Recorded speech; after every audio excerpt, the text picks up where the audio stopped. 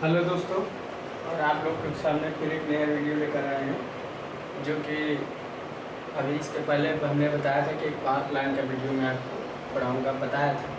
फिर एक नया वीडियो पावर प्लांट लाऊँगा, अच्छा वीडियो लाऊँगा, आप लोग अच्छे से पढ़ते रहिएगा, क्योंकि पावर प्लांट वीडियो आप लोगों के लिए बेनिफिट है कि आप लोग को बैठे बैठे घर बैठे जानकारी हो जाएगी। तो हम लोग क्या करते हैं केस, आज हम लोग नया टॉपिक पढ़ते हैं। बेसिक इलेक्ट्रिकल इंजीनियरिंग आपका चल रहा है, तो हम बेसिक इलेक्ट्रिकल इंजीनियरिंग बात करते हैं। एक चीज़ और, अगर मेरी वीडियो अच्छी लग रही है तो लाइक और सब्सक्राइब करें, अपने दोस्तों के साथ शेयर कीजिए। तो आज हम लोग और एक चीज़ है, मन लगा कर, क्योंकि कंपटीशन बहुत टफ है। आप लोग मन लगा कर पढ़ेंगे तो आप लोग आगे जाएंगे, नहीं मन लगा कर पढ़ेंगे तो आगे नहीं जाएंगे। तो आइए हम लोग चलते हैं।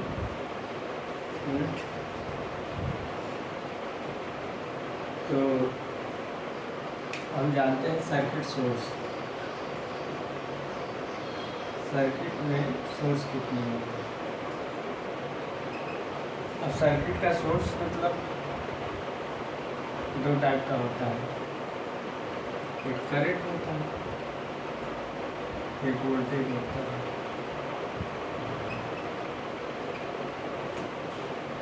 और आपका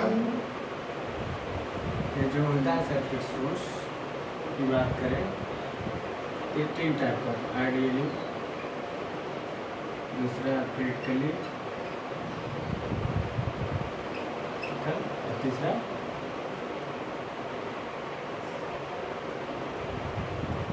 डिपेंड,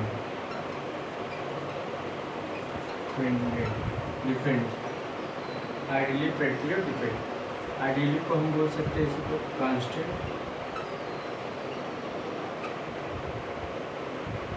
आइडियली को हम लोग क्या बोल सकते हैं, कांस्टेंट, और प्रैक्टिकली को हम लोग बोलते हैं वेरिएबल, और इसको बोल सकते हैं कंट्रोल।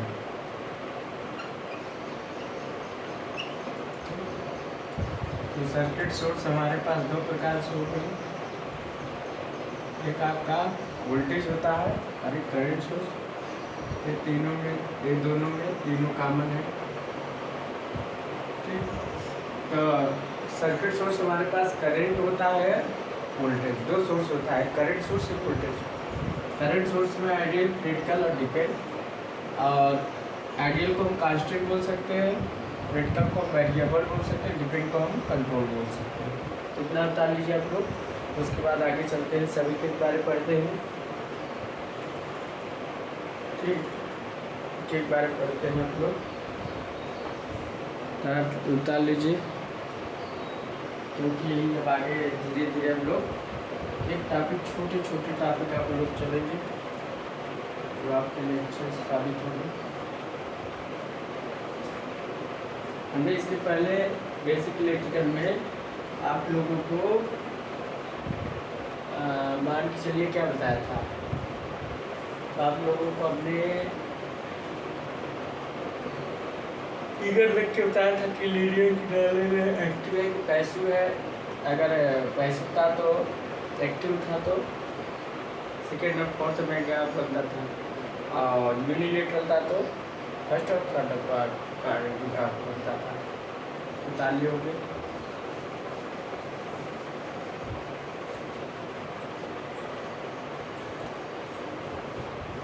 थोड़ा हम आगे चलते हैं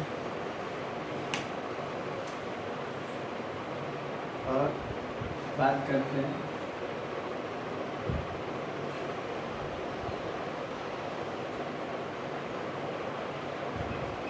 ideal current source.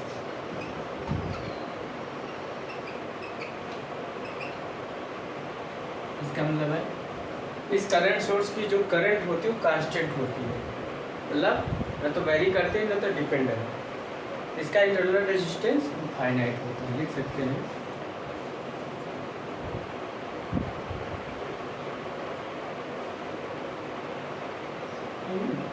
This current source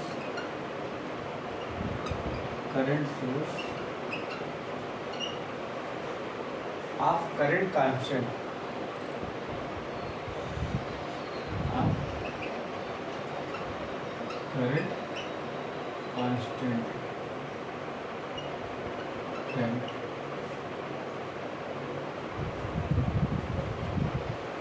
ऐसे भी लिख सकते हैं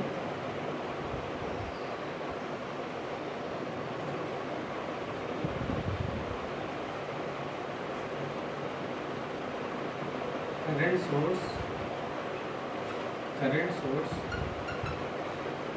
internal resistance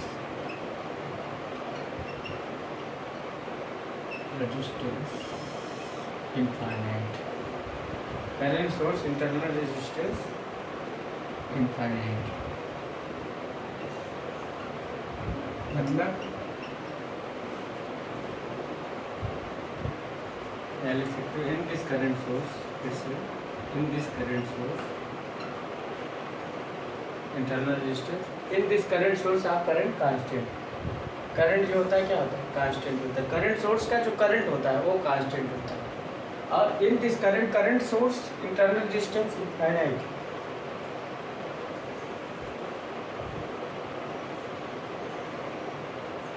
become infinite, so becomes infinite।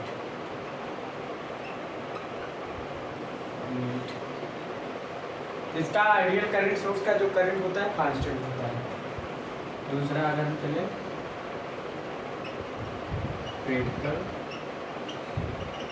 Current source, तो प्रैक्टिकल करंट सोर्स की बात क्या करें? In this current source current not constant, current depend upon voltage. In this current source of current not constant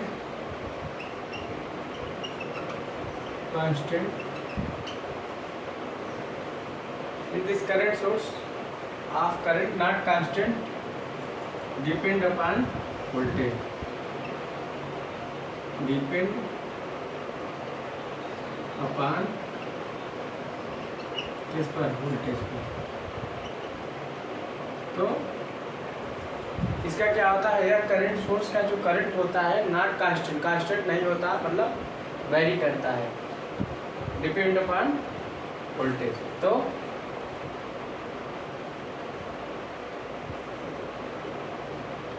हम इसमें कौन सा नियम लागू हो सकता है? ओम का नियम।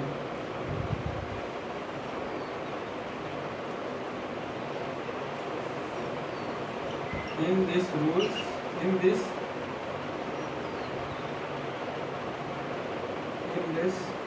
follow of Ohm's law।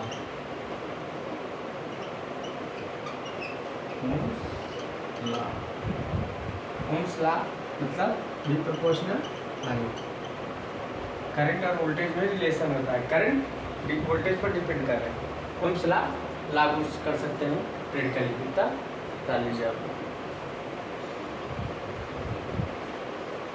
तो आप लोग क्या आज जान रहे हैं कि सर्किट का सोर्स कितना, सर्किट में जो सोर्स होता है कितने टाइप का होता है, उस चीज़ को हम लोग पढ़ेंगे।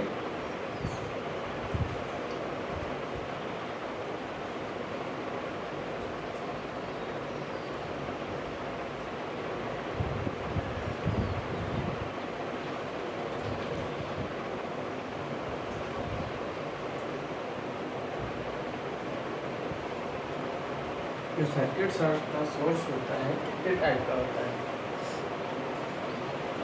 उस चीज़ को हम लोग देखेंगे आराम से। तो प्रैक्टिकल करंट सोर्स का जो करंट होता है not constant dependent upon voltage, मतलब ओम्स का नियम लागू हो सकता है। This follow Ohm's law. इसमें फॉलो किसका हो सकता है? Ohm's law. आप लोग बता लीजिए, इसको नोट डाउन कर लीजिए और आगे चलते हैं।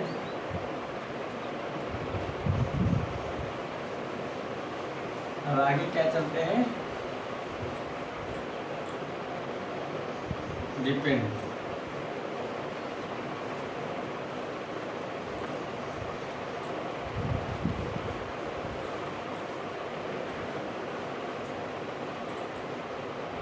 अब आगे क्या क्या चलते हैं, डिपेंड, क्या चलता है, depend current source.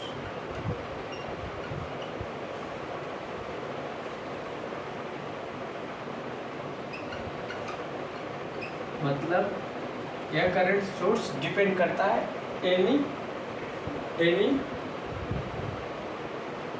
Any other, किस पर, एनी अदर सोर्स पर, एनी अदर इंस्ट्रूमेंट पर। In this current source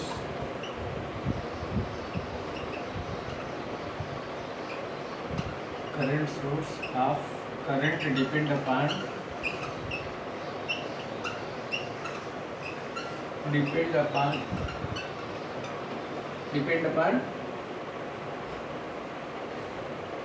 any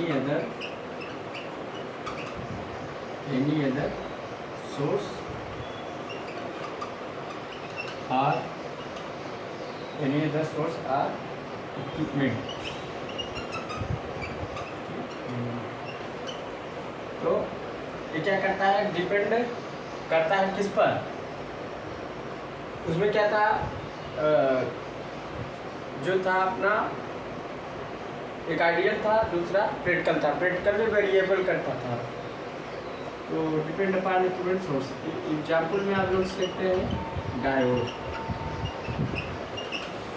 या रेक्टिफायर, डायोड या पीटीसी डायोड, मतलब किसी भी स्टार पर डिपेंड करता है। और इसको बता लीजिए, हम चलते हैं आइडियल वोल्टेज सोर्स। सेम चीज वहीं पर जैसा है, कोई बदलाव नहीं है, बहुत ज़्यादा बदलाव नहीं है। इसमें क्या है कि in this voltage source of voltage constant, in this voltage source of voltage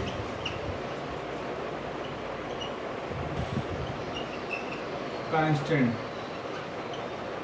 अगर इन दिस वोल्टेज सोर्स का ऑफ वोल्टेज जो होता है कांस्टेंट होता है, मतलब किस पे, और इसका इंटरनल रेजिस्टेंस क्या होता है, इसका इंटरनल रेजिस्टेंस शून्य होता है। In this voltage source of internal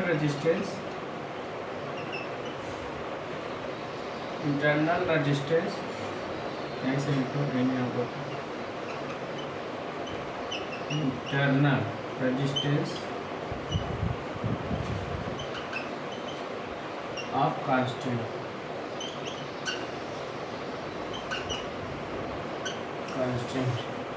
in this voltage source of internal resistance of constant।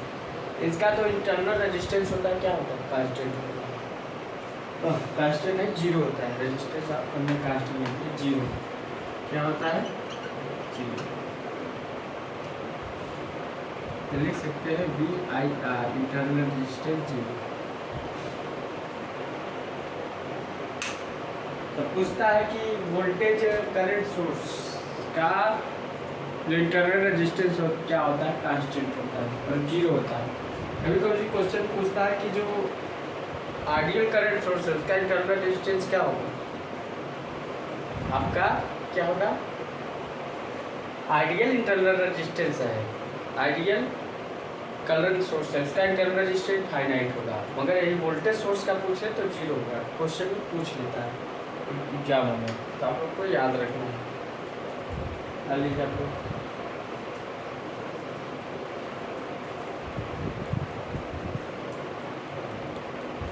Note down कर लीजिए। अच्छी अच्छी छोटी छोटी चीज़ आप लोग को पढ़ाई जा रही है। तो आप लोगों के लिए बहुत फायदा यही पूछ लेता है जो आइडियल। अभी इसको थोड़ा सा पढ़ लीजिए तो हम बताते हैं।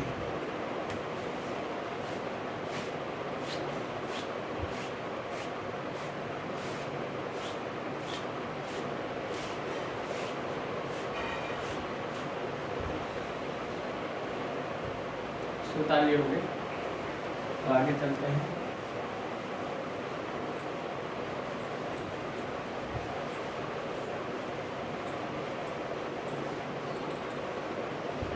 अब आगे क्या है, आगे आपका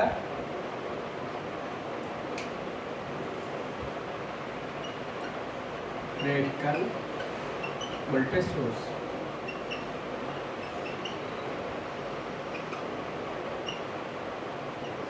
प्रैक्टिकल वोल्टेज सोर्स की बात करें क्या इसका, in this voltage source of voltage variable, मतलब इसका वोल्टेज कांस्टेंट नहीं होता, इनका इंटरनल रेजिस्टेंस नहीं होता। इन दिस वोल्टेज सोर्स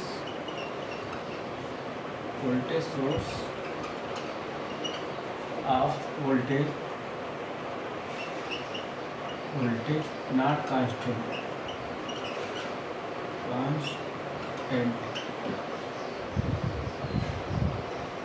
तो कांस्टेंट नहीं होता। अब हम डिपेंड प्रैक्टिकली बात depend voltage source, depend voltage source की बात करें तो in this voltage source depend upon any other source and equipment. In this voltage source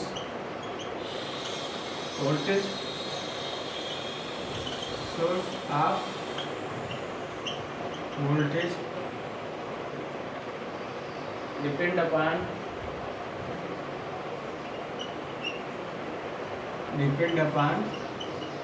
किस पर, in this voltage source as voltage depend upon any other source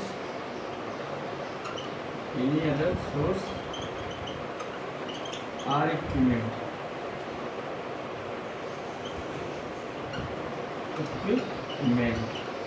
ठीक, तो ये आपका हो गया आइडियली, प्रैक्टिकली और डिपेंड को हम लोग क्या बोलते हैं, कंट्रोल वोल्टेज सोर्स, और प्रैक्टिकली को हम लोग क्या बोल सकते हैं, वेरिएबल। तो आइडियल को कांस्टेंट, तो हम लोग इसको उतार लीजिए। अब देखो एक बात किया जाए कि मीटर की अगर हम बात कर ले मीटर की, तो मीटर में क्या होता है, आपका मीटर होता है सीरीज में लगाते हैं, इसका जो इंटरनल रेजिस्टेंस होता है लगभग निजिबल माना जाता है। अब मीटर केस में वोल्टेज सोर्स नहीं, करंट सोर्स नहीं है, करंट सोर्स नहीं, सिर्फ मीटर का जो इंटरनल रेजिस्टेंस होगा क्या होगा, नेग्लिजिबल माना जाएगा, नेग्लिजिबल। और अगर हम वोल्टेज सोर्स मतलब वोल्टेज की बात करें, वोल्टेज हमारा कहाँ लगेगा, पैरेलल में लगेगा। कोई सर्किट है तो इसके हम पैरेलल में वोल्टेज लगाते हैं, ठीक। तो वोल्टेज का जो इंटरनल रेजिस्टेंस होता है मैक्सिमम होता है, तो VIR क्या होगा, मैक्सिमम। ये चीज़ याद रखिएगा, पूछ लेता है कहीं करंट सोर्स पूछेगा तो कहीं वोल्टेज सोर्स, कहीं अमीटर, कहीं वोल्ट मीटर। तो आप लोग इस चीज़ से कंफ्यूज मत होइएगा, आप लोग कंफ्यूज हो जाएंगे तो गड़बड़ हो जाएगी। ये जब पढ़ाएंगे तो उसमें बताया जाएगा एक तरफ से,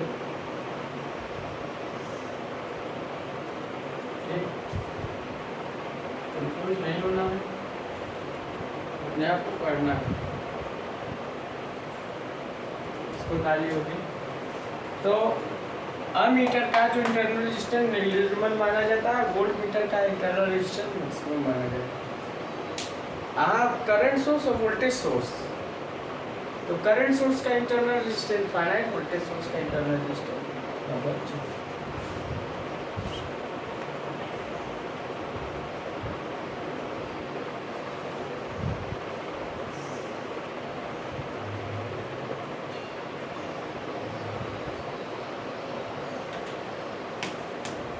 ताली हो गए।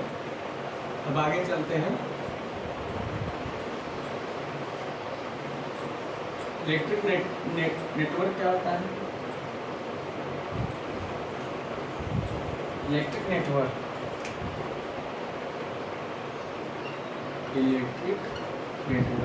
अब इलेक्ट्रिक नेटवर्क क्या होता है?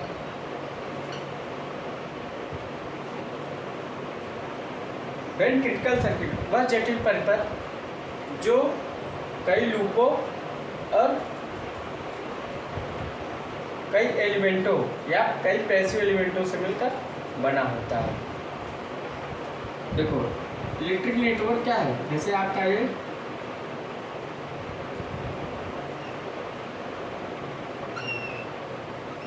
देखो इलेक्ट्रिक नेटवर्क बन गया है। तो आपका लूप 1 बन गया और लूप 2 बन गया। मतलब ये यहाँ R1 R2, अब देखो R1 R2 एंड R3, मतलब इसका आया है E1, मतलब when critical network making of loop, making of any loop and passive element, passive and active element. ये क्या है? वोल्टेज और करंट सोर्स क्या है? Active element. सीधा बात कि जो ये बनता है इलेक्ट्रिकल नेटवर्क किससे बना है? एक कई लूपों और कई पैसिव एलिमेंट और एक्टिव एलिमेंट्स। तो in this critical network making of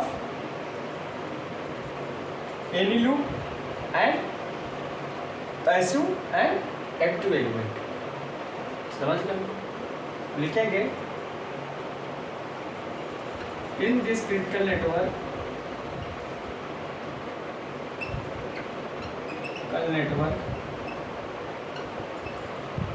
critical network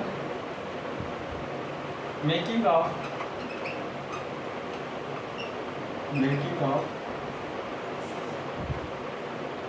any loop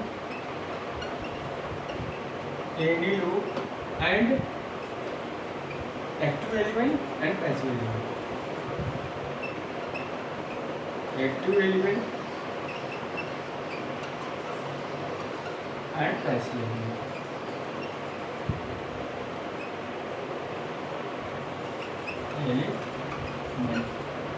मतलब किससे बना है?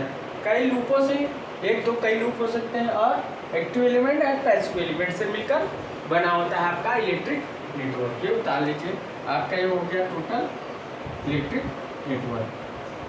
ये आपका नीचे क्या हो गया? Electric network. तो आपकी क्या है?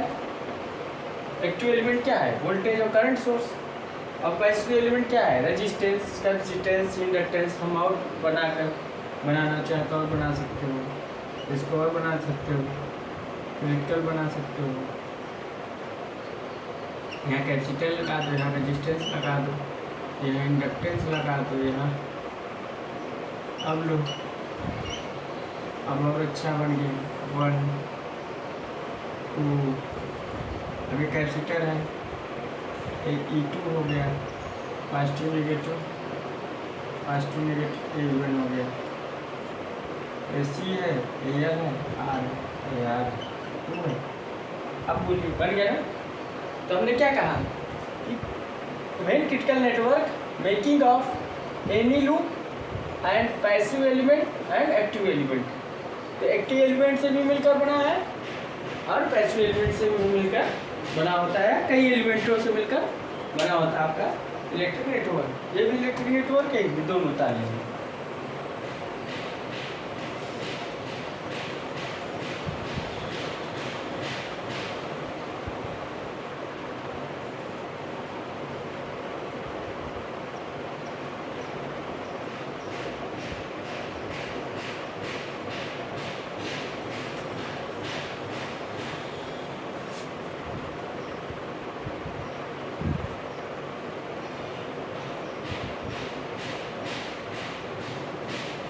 बता दीजिए। अब हम लोग पढ़ते हैं नोड और जंक्शन। क्या बात है कि नोड और जंक्शन की।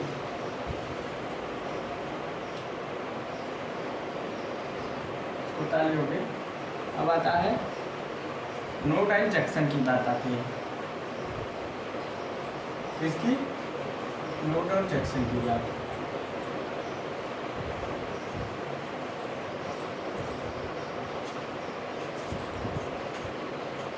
तो हम नोड और जंक्शन की बात करें। अरे यार मिटा दी कोई बात नहीं। नोड क्या है देखो, थोड़ा समझिए।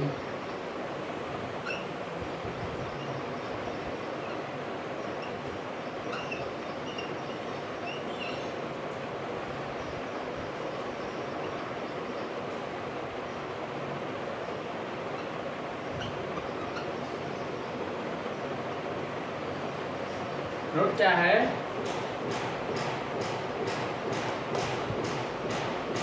इलेक्ट्रिक नेटवर्क का वह पॉइंट जहाँ दो या दो से अधिक पैसिव एलिमेंट आपस में मिलते हैं। इलेक्ट्रिक नेटवर्क का वह पॉइंट जहाँ पर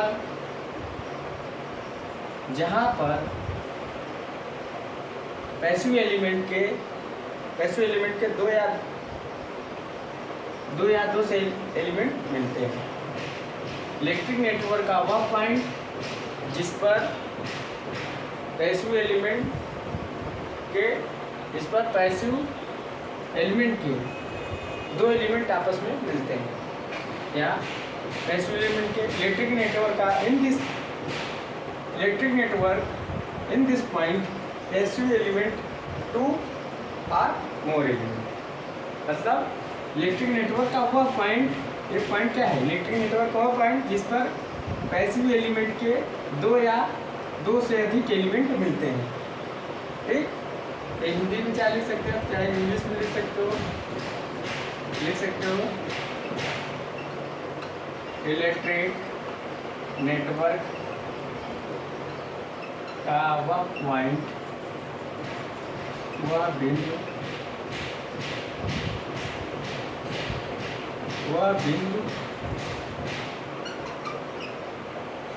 जहाँ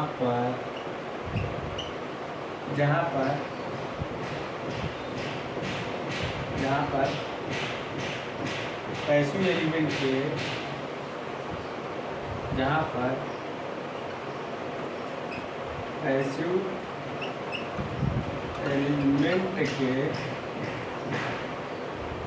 दो या दो से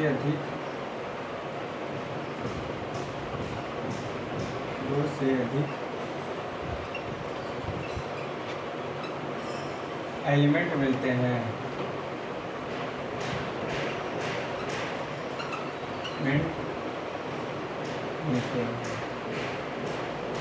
मतलब लिख सकते हो, इंग्लिश में क्या लिख सकते हो? इन दिस इलेक्ट्रिक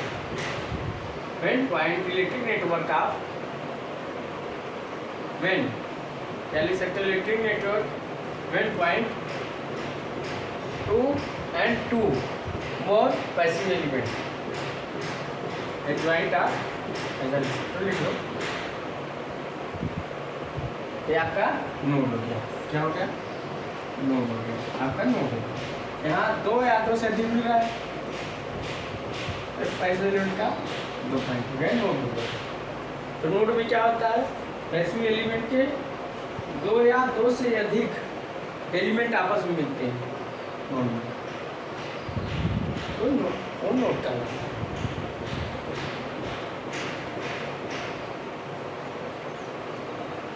का लीजिए। हम लोग एक धीरे धीरे करके अपनी बारी करके बेसिक इलेक्ट्रिकल इंजीनियरिंग भी धीरे धीरे समाप्त कर देंगे।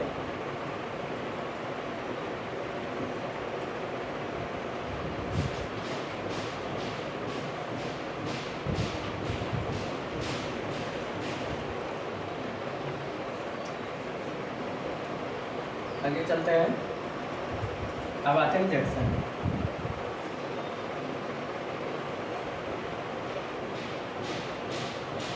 जंक्शन की पॉइंट क्या परिभाषा क्या हो, इसमें 3 या 3 से अधिक, 2 था, 3 या 3 से अधिक, 3 या 3 से अधिक। अब 3 या 3 से अधिक तो नोड को हम जंक्शन बोल सकते हैं, नोड या जंक्शन। इसका मतलब है नोड को हम जंक्शन बोल सकते हैं, नोड को हम जंक्शन कह सकते हैं, मगर जंक्शन को नोड नहीं कह, क्योंकि इसमें 3 या 3 से अधिक हो सकते हैं, और जंक्शन को नोड नहीं बोल सकते। मतलब नोड को हम जंक्शन बोल सकते हैं क्योंकि नोड में 2 या 2 से अधिक है, 3 तक है, मगर यार 3 से 3 अधिक है, तो जंक्शन को नोड नहीं बोलते, नोड को जंक्शन बोल सकते हैं और जंक्शन को नोड नहीं बोल सकते। तो जंक्शन में 3 या 3 से अधिक होता है। तो नोड और जंक्शन की परिभाषा आप लोग जान गए, नोड क्या होता है, जंक्शन क्या होता है। अब इसके बाद आप लोग को किरचॉफ लॉ पढ़ाया जाएगा, किरचॉफ लॉ और डेफिनेशन ऑफ किरचॉफ लॉ क्या होता है। तो किरचॉफ लॉ का first KCL, KVL, Maxwell mesh current और नोडल एनालिसिस, तो आपको अच्छे से पढ़ाया जाएगा, आप लोग अच्छे से ध्यान दीजिएगा, सवाल भी लगवाया जाएगा, हर चीज़ आपको एक स्टेप बाय स्टेप करके पढ़ाया जाएगा। अगर मेरी वीडियो अच्छी लग रही है तो लाइक और सब्सक्राइब करें, मेरे साथ शेयर कीजिए। So thanks.